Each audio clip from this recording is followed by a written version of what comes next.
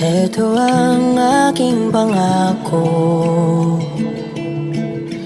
pag-ibig na di maglalaho.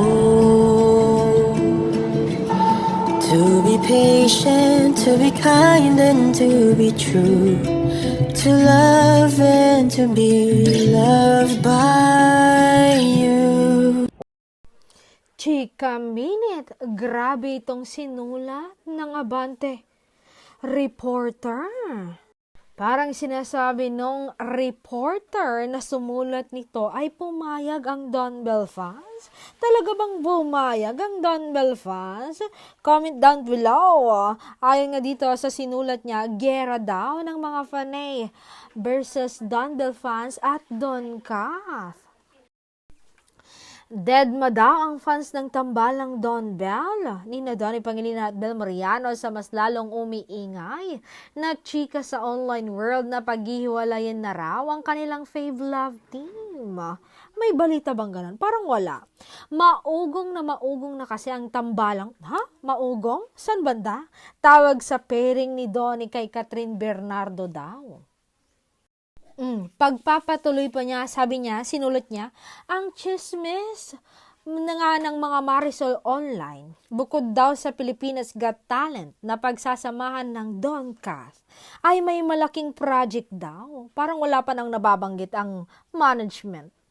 Na talaga namang kaabang-abang daw. Talaga. Pero in fairness, sa Don Bell fans daw, handa raw nilang suportahan ang mga solo projects ng mga idolo nila. Oo, suportahan nila. Pero hindi ko susuportahan.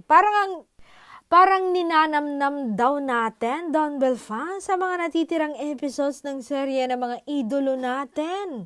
Na How to Spot a Red Flag ang kanilang serye sa Kapamilya Channel at TV5 dahil nauna na nga itong nagwakas sa view. At ito pa yung sabi niya, pagpapatuloy niya. May nangiintriga pa nga daw na tutugin ng Don Bell Love Team. Parang wala namang ganun, di ba? Dahil mahina raw ang serye nila na hindi kasing lakas ng Can't Buy Me Love. Talaga ba? Top-rated nga yan sa view, no? Kaloka. Samantalang mukhang pinaghahandaan naman ng down natin ng mga fans nila na pansamantalang paghihiwalay ng mga projects ni na Donnie Pangilinan at Bel Mariano. Talaga ba may chikagang ganon?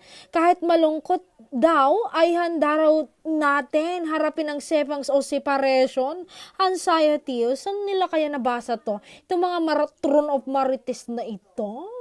Parang hindi naman naaayon ang kanilang sinusulat.